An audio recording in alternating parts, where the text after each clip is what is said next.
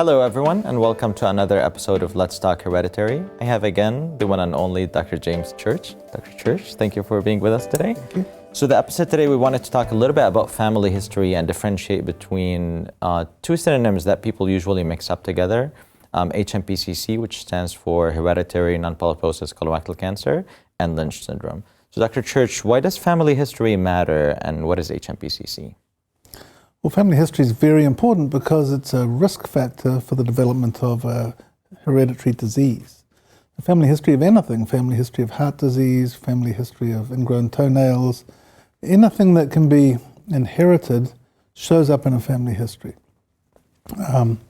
It's a sign of inheritance, and it's not just diseases. You know that if your dad's got a big nose, and you might have a big nose too, and you've inherited that trait from your dad. But when it comes to disease, it's serious matter. And there is a well-established level of increased risk associated with family history. Not only that, but the strength of the family history relates to the degree of risk. So for example, we like to define first-degree relatives, which are parents, siblings, and children. And if one of those first-degree relatives is affected with colon cancer, then your risks of getting that have automatically slightly more than doubled.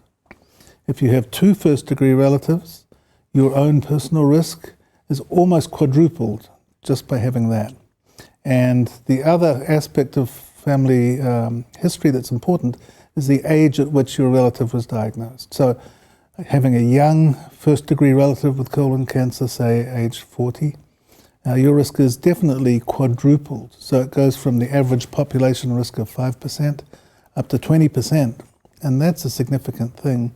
And that means you get colonoscopies earlier and you get them more frequently. When you ask patients about their family history, do you focus on colorectal cancer? Is colorectal cancer the only thing you care about as a colorectal surgeon, or do you ask them about any other cancers? Well, as a colorectal surgeon, I'm interested in anything that relates to the gut. So cancer is one thing, but some of the syndromes of inherited colon cancer include extracolonic cancers. So, for example, uterine cancer is an important one to ask for. Sometimes breast cancer is peripherally related to it. Stomach cancer, small bowel cancer, pancreatic cancer, all of those can impact on your risk for colon cancer. So it's important to meet those. I also ask for risk of family history of Crohn's disease and ulcerative colitis, because I'm a colorectal surgeon, I'm interested in that too. So that does play into your evaluation of the family. And when you ask about family history, do you care about the age of the patient? When you say, does your uncle have cancer, do you care about their age, or it doesn't matter? Yes, it's very important because there are several characteristics of dominant inheritance. That is, when you have a mutated gene that's dominantly inherited, then each child of an affected parent has a 50% chance of getting that gene. And when that sort of inheritance is present in a family, not only do you see multiple cases of the cancer in successive generations, but you also see young age of onset. And it's because that the gene that is mutated is a key gene in the formation of that cancer. And when a patient has inherited it, they're born with it in every cell in their body. So the cancer process gets a head start by about 20 or 30 years in general. So it's not surprising to see young people getting cancers in these families. Before we define HNPCC and go into details, I want you to talk a little bit about Amsterdam criteria. Can we define that and see how is that helpful for us? I'm sure. Well, the Amsterdam criteria were conceived in 1990 at a meeting of the International Collaborative Group on HNPCC, Hereditary Non-Polyposis Colorectal Cancer, in Amsterdam, strangely enough. And what these investigators wanted to do was to find a way of defining hereditary non-polyposis colorectal cancer so they could study it. So it was purely a research tool in their minds. So they thought to themselves, well, what are the characteristics of dominant inheritance in a family with colon cancer that would qualify it to be a syndrome for dominant inheritance? And so they thought of young age of onset. So one of the criteria is somebody has to be under age 50. They thought about dominant inheritance going from generation to generation. So there have to be at least 2 successive generations. And they thought about how many people in a family have to be affected to qualify. And they came up with 3. So the person sitting in front of you, and they have to have 2 first-degree relatives. They thought just colorectal cancer back in 1990, and then subsequently 9 years later they revised it to include any Lynch syndrome-associated cancers. And when they published that in 1991, the rest of the world thought, now we have a definition of HNPCC, we can use it clinically. We can use it as an indication for genetic testing. And so something that was originally research-based became clinically used very widespread way. So when they developed Amsterdam criteria and that went into talking about HNPCC, was there any genetic testing at that point, or they didn't know anything about gene mutations? They didn't know which genes were responsible for what came to be called Lynch syndrome, or what was called HNPCC back then. They weren't discovered until 1992, 93, 97. But they had an idea about the mechanism. They knew there must be a gene. But the Amsterdam criteria really focus on family history. That's all you need to construct the Amsterdam criteria for a family.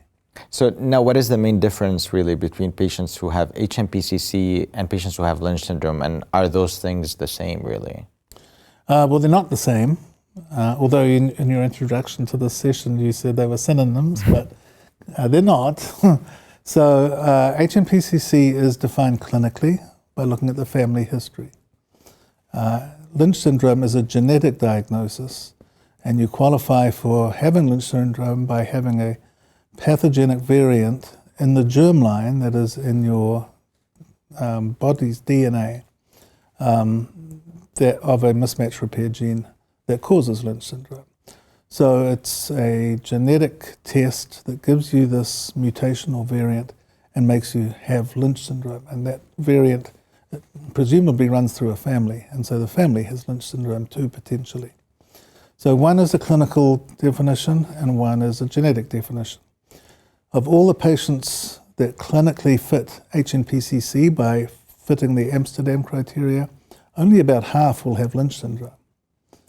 So not everyone with HNPCC has Lynch syndrome. Not everyone with the Amsterdam compliant family history has Lynch syndrome. All right, so can you tell us a little bit about Lynch syndrome screening and how do we follow up those patients? Okay, so if somebody presents to us with a colon cancer or someone in the family with cancer, and they have a panel test for genetic mutations, and it comes back that they have Lynch syndrome, then the first thing we want to know about everybody in that family is, do they carry the same mutation? So these conditions are really family conditions. And we often see one patient, but we have to remember that it's a family condition. So everybody at risk in the family should be screened. Not when they're 5 years old. We would start screening at around about 20, or any family members that are older than that. Then if they don't carry the mutation, they're off the hook. And it's goodbye, it's average risk screening, come back when you're 50. If they carry the mutation, then they should all be screened at least with a colonoscopy to start with. We need to know if they have polyps or cancers. We need to know that status. Then, if they carry the mutation, they're going to have probably every 2 years, sometimes every year, colonoscopy for the rest of their lives, until or unless they get a cancer and we have to take some of their colon out. But these cancers in Lynch syndrome can occur very quickly. And they can be difficult to find, difficult to see. If patients go 5 years, they're going to show up with a cancer in between colonoscopies. So we go an average of 2 years, and as I said, sometimes 1 year. Other organs that we would check would be the stomach and upper small bowel, the duodenum, usually starting about age 35 and every 5 years or so. Gastric cancer and duodenal cancer are pretty uncommon in Lynch syndrome, and so we're not very aggressive with that sort of screening. Endometrial cancer is the other big cancer that these patients get, so only half of them get it, women get it. And we recommend screening for them starting at around about age 30, with yearly pelvic ultrasound, pelvic examination, and sometimes endometrial biopsies. That comes or goes because, unfortunately, the screening tests for endometrial cancer are not that good. They're not that reliable, and they can be a bit invasive. The only way to really prevent uterine and ovarian cancer is to remove those organs, clearly, after the ladies have finished using them to have babies. Mm-hmm. And so that discussion happens with every woman with Lynch syndrome. The other organ system that we try and screen is the urinary tract, because patients get cancer of the lining of the urinary tract, not of the kidneys themselves, but of the lining of the bladder, the ureters, the collecting system. And again, that's problematic because we've tried urinalysis looking for blood and that doesn't really work. Urine cytology doesn't really work. Really, the only way to detect early cancers there is cystoscopy. So actually looking inside. But that's invasive too. So we haven't quite worked out screening the urinary tract yet. So you said in the beginning when you were defining Lynch syndrome, patients who meet Amsterdam criteria, we label them as HNPCC. 50% of those patients do have a gene mutation and they have Lynch syndrome, and this is the screening guidelines. What do we do with the other 50% which only meets Amsterdam criteria with no gene mutation? Do we follow them up the same? Well, it gets a little complicated. So if you have a family that meets Amsterdam criteria, the first thing to do is to get genetic testing. So you'd send them to a genetic counsellor who would arrange panel testing. If it comes back that they have Lynch, fine, then you know what to do. There are several other syndromes of hereditary colorectal cancer that you'll discover on a panel test if they're present. So remember, all Amsterdam criteria means is dominant inheritance. So Lynch is the most common syndrome of dominant inheritance, but familial polyposis is one, of course. One of the Lynch syndrome criteria is to exclude polyposis, but sometimes polyposis is not very severe, it's mild. And there are several syndromes of mild or oligopolyposis that are dominantly or apparently dominantly inherited. And so they would appear like Amsterdam positive families. They wouldn't have Lynch, but they would have a syndrome. So they would show up on panel testing. So we exclude that group because there are well-described surveillance and screening guidelines for them. Then we have a group of patients with Amsterdam positive families, but negative screening. So what do you do then? Well, clearly they're at high risk still of colorectal cancer. So it would depend on the exact details of the family involvement with cancer.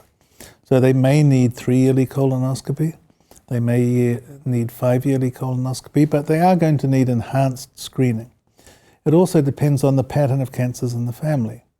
So a family where 2 of the ladies have had uterine cancer, even if they don't have Lynch by definition, by genetic testing, the women in that family who are at risk in the germline, in the line of descent, should have their uterus screened as well. Same with colon cancer. If a family has multiple affected members at a young age, something is going on in that family. And so the more impressive, the more severe the family history, the closer we follow them. So you convinced me enough that the 2 syndromes are really not synonyms. So HNPCC and Lynch syndrome are different. But we also hear the words Lynch-like syndrome and tumor Lynch, and there's a good paper that floats around in the literature. I don't know if you were involved with it. It's called Lynch syndrome 3D. Do you mind talking about it a little bit? Sure. So the concept of this paper came from the fact that we have 3 ways of analyzing these high-risk families. One is we do a family history, so then we have Amsterdam criteria, yes or no, positive or negative. Then we look at the tumor and we do tumor testing for Lynch, and that's either positive or negative. And then we do genetic testing of the germline, blood or saliva, and that's either positive or negative. So you can have a family or a patient in a family that's positive for Amsterdam, has positive tumor testing for Lynch, and positive germline testing for Lynch. So in the 3 different dimensions, they're all positive. So that's Lynch. You can have a family that's negative for Amsterdam, but positive for tumor and positive for germline. That's Lynch too. Anything that's positive for germline is Lynch by definition. Anything that's negative for germline is not Lynch by definition. So what if you had a family that's Amsterdam positive, tumor positive, but germline negative? So that looks like Lynch because the family history is there, the tumor is there, but there's just no mutation. So we call that Lynch-like, and we follow them as if they had Lynch. What if you have negative family history, positive tumor testing for Lynch, but negative germline? So that patient only has one dimension of Lynch, the tumor. So that's tumor Lynch. And we certainly pay attention to the patient, but their family may not be at risk at all because there's no evidence that there's anything in the germline. And they just showed up with this tumor by bad luck. So we need to look more closely at those families, but it's not the same as the other categories when you look at the permutations and combinations of these three dimensions. All right, well, thank you, Dr. Church, for all this information. I think you were the senior author on that paper. Thank you, everyone, for being with us today. Please feel free to contact me or reach to any of the Y Center members for any questions or concerns. Thank you.